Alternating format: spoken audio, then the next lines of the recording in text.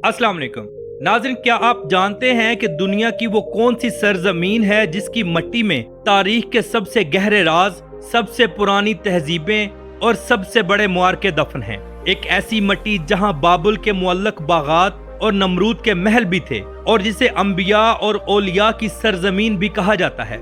ये वही सरजमीन है जहां करबला का मैदान लगा था। इसी सरजमीन के ऊपर हजरत अली उल मुर्तजा करमल्लाहु ताला वजहुल करीम का मजार मुबारक मौजूद है।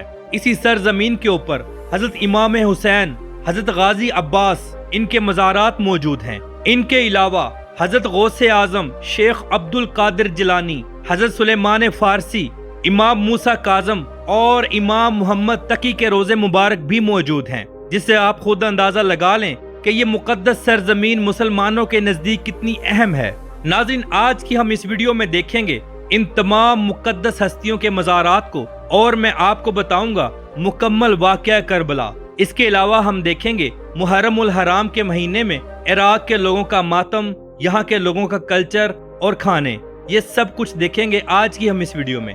तो चलिए वीडियो का आगाज करते हैं। इराक दुनिया की मुकद्दस तरीन सरजमीन, जहाँ से इंसानियत का आगाज हुआ और आज से हजारों साल पहले यहाँ इंसान आबाद थे। ये वही सरजमीन है जहां करबला का मैदान लगा था और हमारे प्यारों को बेदर्दी के साथ शहीद किया गया था। नाज़रीन, इराक की मिट्टी पर सन 61 हिजरी में एक ऐसा खूनखार वाकया पेश आया जिसने कायनात का रुख बदल कर रख दिया। एक तरफ यजीद की हजारों की फौज और जुल्म की तेज तलवार थी, तो दूसरी तरफ नवासा रसूल सल्लल्लाहु ताला अलैहि वसल्लम का 72 अफराद पर मुश्तमिल साबर और शाकिर काफिला था। एक ऐसा मार्का जो मदीना की गलियों से शुरू हुआ, मक्का के रास्ते से गुजरा और करबला की तपती रेत पर जाकर एक ऐसी अजीम शहादत पर खत्म हुआ जिसने दुनिया को चौंका दिया। आखिर अहले कूफा ने क्यों वफादारी का दम भरने के बाद गद्दारी की, क्यों नहरे फुरात का पानी बंद कर दिया गया और कैसे मिट्टी के चंद जर्रों ने सल्तनत वक्त का गरूर खाक में मिला दिया, इन सब को हम तफसील के साथ देखते हैं। ये दास्तान शुरू होती है रजब 60 हिजरी में, जब अमीर मुआविया के इंतकाल के बाद उनका बेटा यजीद दमिश्क में सल्तनत इस्लामिया के तख्त पर जबरदस्ती बैठ गया था। यजीद का तर्ज जिंदगी इस्लामी असूलों के बिल्कुल खिलाफ था, लेकिन वो जानता था कि जब तक मदीना में मौजूद मुसलमानों के दिलों की धड़कन यानी हजरत मोहम्मद मुस्तफ़ा सल्लल्लाहु ताला अलैहि वसल्लम के प्यारे नवासे हजरत इमाम हुसैन अलैहिस्सलाम इसकी खिलाफत को तस्लीम नहीं करेंगे, तब तक इसकी हुकूमत को कोई कानूनी और इखलाकी हैसियत हासिल नहीं होगी। चुनाचे यजीद ने मदीना के गवर्नर वलीद को खत लिखा कि हुसैन से बैत लो और अगर वो इनकार करें तो उनका सर कलम करके दमिश्क भेज दो। नाउज़ुबिल्लाह। यहीं से तारीख का वो खतरनाक तरीन सिलसिला शुरू होता है जहां एक तरफ जिंदगी थी और दूसरी तरफ असूल।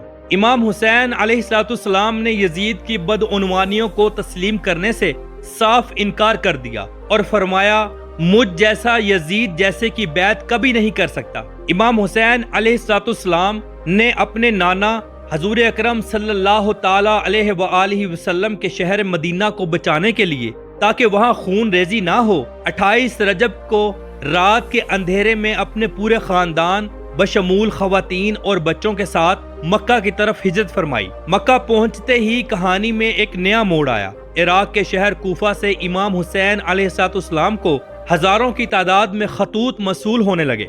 इन खतूत में कूफा के लोगों ने लिखा था, या इब्ने रसूलुल्लाह, हम यजीद के जुल्म से तंग आ चुके हैं, हमारा कोई इमाम नहीं, आप कूफा तशरीफ लाएं, हम आपके हाथ पर बैत करेंगे। इमाम हुसैन अलैहिस्सलाम ने हालात का जायजा लेने के लिए अपने सच्चे और वफादार चचाजाद भाई हजरत मुस्लिम बिन अकील को अपना सफीर बनाकर कूफा भेजा। जब हजरत मुस्लिम बिन अकील रदियल्लाहु ताला अन्हो कूफा पहुंचे तो शुरुआत में 18,000 से ज्यादा लोगों ने उनके हाथ पर इमाम हुसैन अलैहिस्सलाम की बैत की और वफादारी की कस्में खाईं। हजरत मुस्लिम बिन अकील ने इमाम हुसैन अलैहिस्सलाम को खत लिखा कि हालात साजगार हैं, आप कूफा आ जाएं। लेकिन दमिश्क में बैठे यजीद को जब इस बात का इल्म हुआ तो उसने एक जालिम और अय्यार शख्स उबैदुल्लाह इब्ने ज़ियाद को कूफा का नया गवर्नर बनाकर भेजा। इब्ने ज़ियाद ने कूफा पहुंचते ही दहशत, खौफ اور سونے چاندی کا ایسا جال بچھایا کہ راتوں رات کایا پلٹ گئی۔ جن کوفہ والوں نے وفاداری کی قسمیں کھائی تھیں وہ خوف اور لالچ کے مارے اپنے گھروں میں چھپ گئے۔ حضرت مسلم بن عقیل رضی اللہ تعالی عنہ کوفہ کی گلیوں میں اکیلے رہ گئے۔ انہوں نے بے دردی کے ساتھ ان کو گرفتار کیا اور دارالامارہ گورنر ہاؤس کی چھت سے نیچے گرا کر شہید کر دیا۔ دوسری طرف امام حسین علیہ السلام اس خوفناک غداری سے بے خبر تھے اور مکہ سے کوفہ کے لیے روانہ ہو چکے تھے۔ راستے میں امام حسین علیہ السلام کو حضرت مسلم بن عقیل رضی اللہ تعالی عنہ کی شہادت کی خبر ملی، لیکن آپ علیہ السلام نے سفر جاری رکھا۔ بالآخر 2 محرم 61 ہجری کو ابن زیاد کے لشکر نے حضرت امام حسین علیہ السلام کے قافلے کو عراق کے تپتے ہوئے صحرا میں روک دیا، جسے کربلا کہا جاتا ہے۔ امام حسین علیہ السلام نے وہیں اپنے خیمے لگانے کا حکم دیا۔ دن گزرتے گئے اور یزید کی فوج کی تعداد 30,000 سے تجاوز کر گئی۔ ظلم کی انتہا تب ہوئی جب 7 محرم الحرام کو یزیدی کمانڈر عمر بن سعد نے امام حسین علیہ السلام کے خیموں پر نہر فرات کا پانی بند کر دیا۔ تپتی ریت، سخت گرمی اور معصوم بچوں کی پیاس درد کی آخری حدود کو چھونے لگی۔ 9 محرم کی رات شب عاشور کو امام حسین علیہ السلام نے اپنے خیمے کے چراغ بجھا دیے اور اپنے ساتھیوں سے فرمایا، یزید کو صرف میری جان چاہیے، جسے جانا ہے وہ رات کے اندھیرے میں نکل جائے، میں کسی سے ناراض نہیں ہوں گا۔ لیکن تاریخ گواہ ہے کہ چراغ جب دوبارہ سے چلایا گیا تو کوئی ایک ساتھی بھی اپنی جگہ سے نہیں ہلا تھا۔ اور پھر جب سورج طلوع ہوا، 10 محرم کا وہ خونی دن تھا، ایک طرف 30,000 سے زائد یزید کا لشکر اور دوسری طرف صرف 72 صحابہ اکرام تھے، جن میں بوڑھے، جوان اور 6 ماہ کے بچے بھی شامل تھے۔ صبح سے لے کر عصر تک کربلا کی مٹی نے وہ منظر دیکھا جو کائنات نے پھر کبھی نہیں دیکھا۔ امام حسین علیہ السلام کے انصار، ان کے بھتیجے حضرت قاسم علیہ السلام، ان کے با وفا بھائی اور علمدار حضرت عباس، جن کے دونوں بازو نہر سے پانی لاتے ہوئے کاٹ دیے گئے، اور ان کے 18 سالہ کڑیل جوان بیٹے علی اکبر رضی اللہ تعالی عنہ ایک ایک کر شہید ہو گئے۔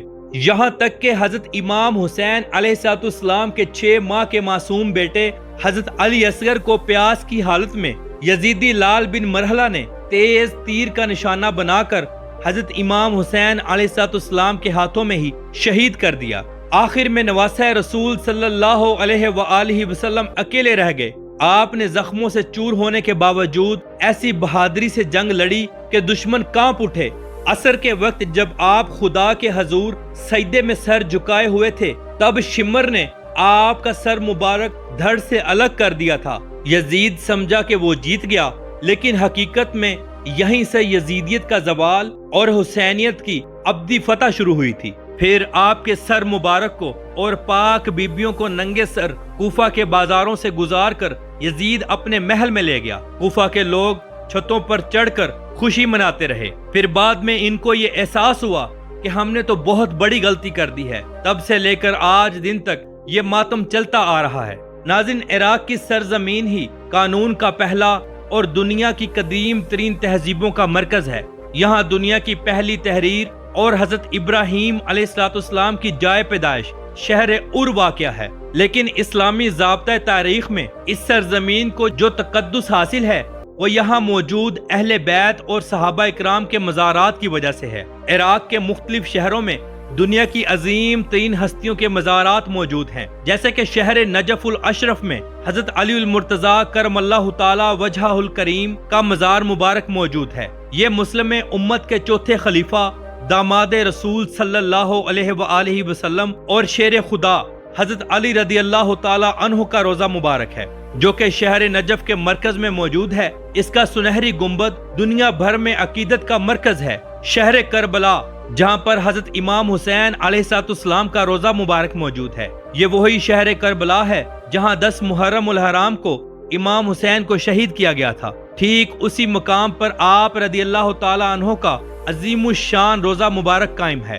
بالکل آپ کے روزہ مبارک کے قریب حضرت عباس بن علی، آپ کے بھائی کا روزہ مبارک بھی موجود ہے۔ یہ دونوں روزے مبارک ایک دوسرے سے صرف چند 100 میٹر کے فاصلے پر موجود ہیں۔ حضرت عباس وہی ہیں جن کو علمدار بھی کہا جاتا ہے۔ اگر ہم شہر بغداد جائیں تو یہاں پر سلسلہ قادریہ کے بانی اور دنیا کے عظیم ترین ولی اللہ حضرت غوث اعظم شیخ عبد القادر جیلانی کا مقدس مزار بھی موجود ہے، جسے باب الشیخ کہا جاتا ہے۔ یہاں دنیا بھر سے عقیدت مند آتے ہیں۔ اسی شہر کے اندر حنفیوں کے بانی حضرت امام ابو حنیفہ رحمت اللہ تعالی علیہ کا مزار مبارک بھی موجود ہے، جو یہاں کی تاریخی مسجد جامع البغداد کے علاقے العازمیہ میں واقع ہے۔ شہر بغداد سے چند کلومیٹر دور دار المدائن، جسے سلیمان پاک بھی کہا جاتا ہے، میں رسول اللہ صلی اللہ علیہ وآلہ وسلم کے عظیم الشان اور قریبی صحابی حضرت سلیمان فارسی رضی اللہ تعالی عنہ کا مزار مبارک بھی موجود ہے۔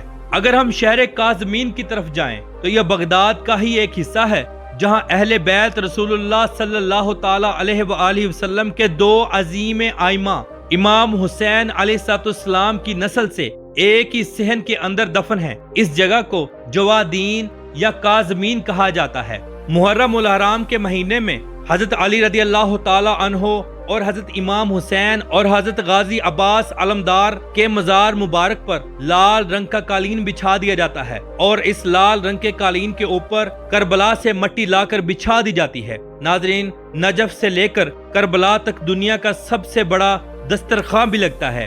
شہر نجف میں حضرت علی رضی اللہ تعالی عنہ کا مزار مبارک ہے، جہاں سے لوگ حاضری دے کر حضرت امام حسین رضی اللہ تعالی عنہ کے پاک مقدس مزار مبارک پر جاتے ہیں، جو کہ کربلا میں موجود ہے، اور یہ سفر 70 سے لے کر 80 کلومیٹر تک کا ہے۔ اس پورے سفر کے دوران آپ کو جگہ جگہ کھانے پینے کے سٹال ملیں گے، جو بالکل فری آف کاسٹ ہوتے ہیں، جو آنے والے زائرین کو ان کی خدمت کے لیے پیش کیے جاتے ہیں۔ ان سٹالز پر آپ دنیا کا ہر اچھا کھانا اور ہر اچھا مشروب دیکھیں گے، جو بالکل فری آف کاسٹ ہوتا ہے۔